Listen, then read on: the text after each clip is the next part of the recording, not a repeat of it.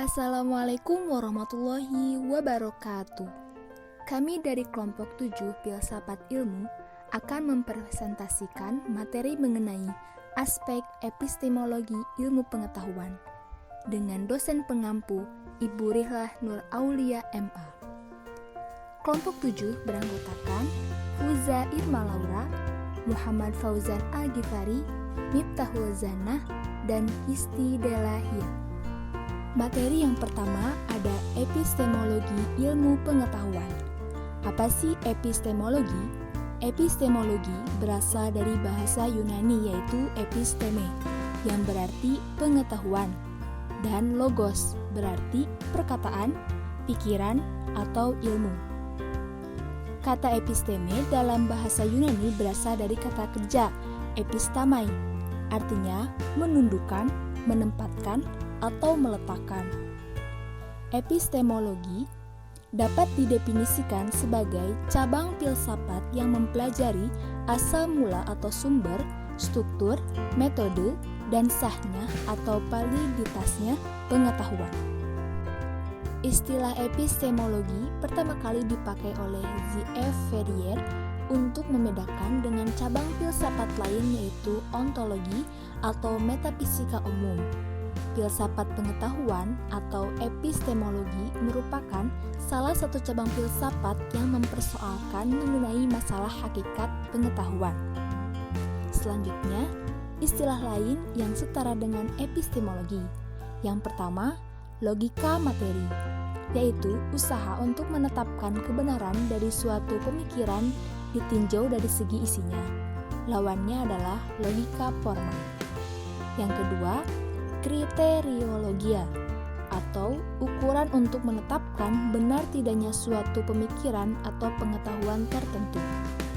Yang ketiga, yaitu kritika pengetahuan, yaitu pengetahuan yang berdasarkan tinjauan secara mendalam, berusaha menentukan kebenaran atau tidaknya suatu pemikiran pengetahuan manusia. Yang keempat, gnoseologia, yaitu ilmu pengetahuan atau cabang filsafat yang berusaha untuk memperoleh pengetahuan mengenai hakikat pengetahuan,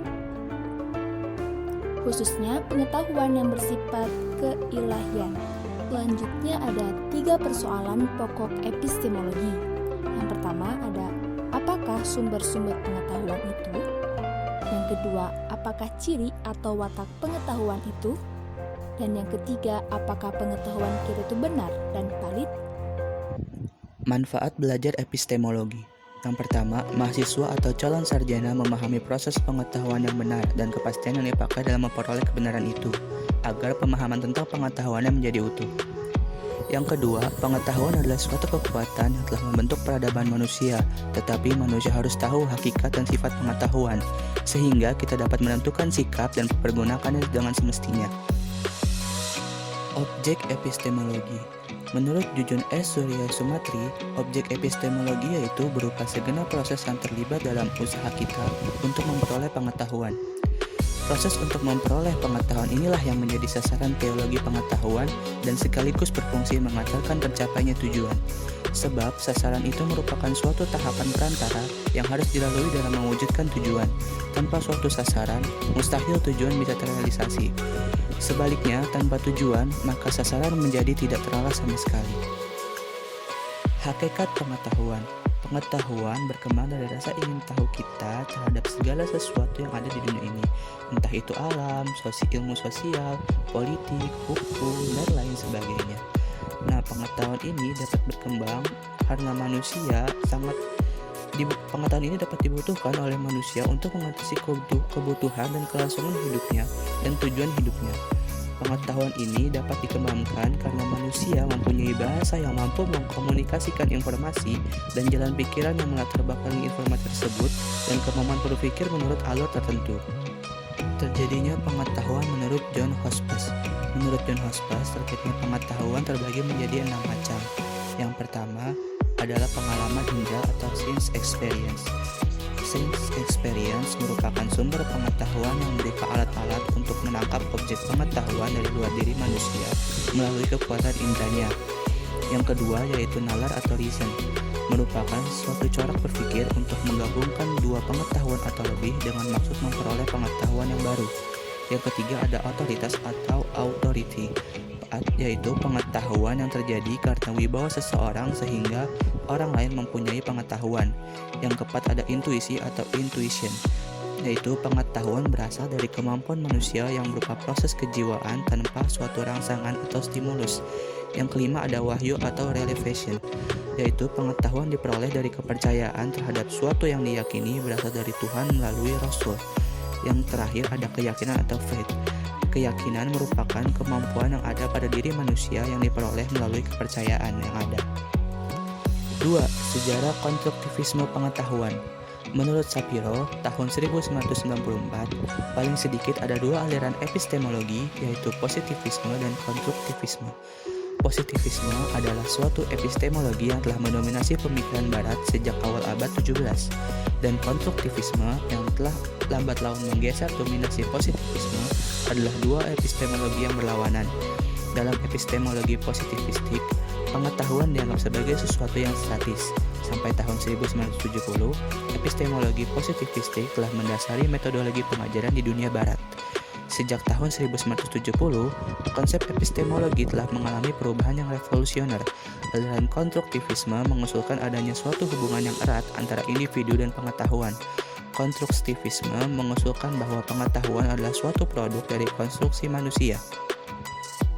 Sebagai contoh, mengapa kita selalu beranggapan bahwa perempuan adalah makhluk yang lemah lembut dan penuh perasaan, sementara kita percaya laki-laki punya sifat sebaliknya, rasional dan lebih mengandalkan kekuatan fisik.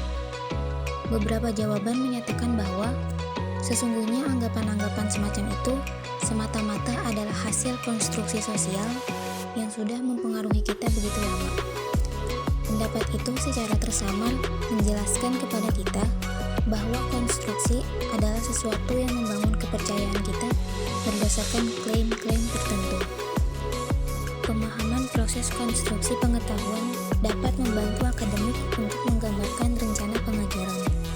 Menurut Russell dan Mundy dalam Tobin, Tippins, dan Gallard tahun 1994, suatu penelitian baru dianggap sah dan dapat dipublikasikan bila mencerminkan paradigma tersebut. Selanjutnya, metode untuk memperoleh ilmu pengetahuan. Dasar memperoleh dan menyusun ilmu. Yang pertama, kerangka pemikiran, di mana bersifat logis dengan argumentasi konsisten, yang hasilnya sesuatu yang rasional. Kedua, penjabaran hipotesa, merupakan deduksi dari kerangka pemikiran. Ketiga, melakukan verifikasi. Hal ini dilakukan untuk pengujian kebenaran pernyataan secara faktual, yang dimana hasilnya objektif dan terbuka. Jadi, dasar penyusunan ilmu dapat dilakukan dengan dua cara. Yang pertama, logika yang dilanjutkan dengan hipotesis, lalu verifikatif, atau dengan deduksi yang dilanjutkan dengan hipotesis, lalu verifikatif. Baik teman-teman, selanjutnya kami akan membahas metode-metode untuk memperoleh pengetahuan. Yang pertama, terdapat metode empirisme. Metode ini bertujuan untuk memperoleh pengetahuan yang didasarkan pada pengalaman yang bersifat empiris, yaitu pengalaman yang bisa dibuktikan tingkat kebenarannya melalui pengalaman indera manusia. Menurut John Locke, waktu manusia dilahirkan, akalnya merupakan sejenis buku catatan kosong, dan dalam buku catatan itulah dicatat pengalaman-pengalaman inderanya. Metode yang kedua yaitu metode rasionalisme.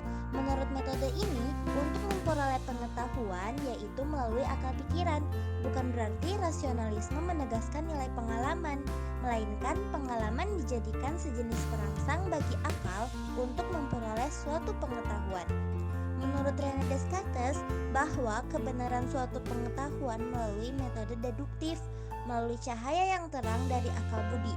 Fungsi pengalaman indrawi bagi penganut rasionalisme sebagai bahan bantu atau sebagai pendorong dalam penyelidikannya untuk memperoleh kebenaran. Yang ketiga, terdapat metode intuisionisme. Jika kita menggunakan metode ini, kita dapat memperoleh pengetahuan melalui insting tentang kejadian secara nisbi atau pengetahuan yang ada perantaranya. Menurut Henry Bergson, intuisi adalah sarana untuk memperoleh pengetahuan dalam bentuk perbuatan yang pernah dialami oleh manusia. Metode selanjutnya yaitu metode fenomenalisme. Menurut Immanuel Kant, filsuf Jerman abad ke-20, metode ini tidak hanya memperoleh pengetahuan melalui pengalaman saja, melainkan ditumbuhkan dengan pengalaman-pengalaman empiris di samping pemikiran akal rasionalisme.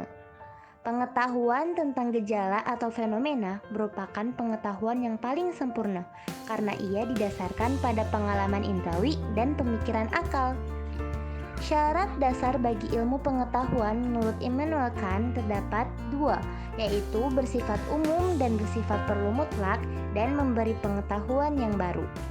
Nah, teman-teman, selanjutnya terdapat metode terakhir, yaitu metode ilmiah. Pada metode ilmiah, untuk memperoleh pengetahuan dilakukan dengan cara menggabungkan pengalaman dan akal pikiran sebagai pendekatan bersama dan dibentuk dengan ilmu. Metode ilmiah diawali dengan pengalaman-pengalaman dan dihubungkan satu sama lain secara sistematis dengan fakta-fakta yang diamati secara indrawi.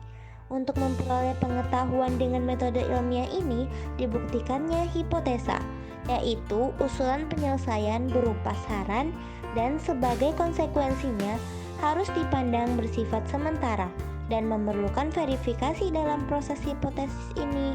Baik teman-teman, alhamdulillah telah selesai pemaparan materi dari kelompok kami. Semoga materi yang telah kami sampaikan dapat dengan mudah dipahami. Bila ada kesalahan, kami mohon maaf. Terima kasih atas segala perhatiannya. Wassalamualaikum warahmatullahi wabarakatuh.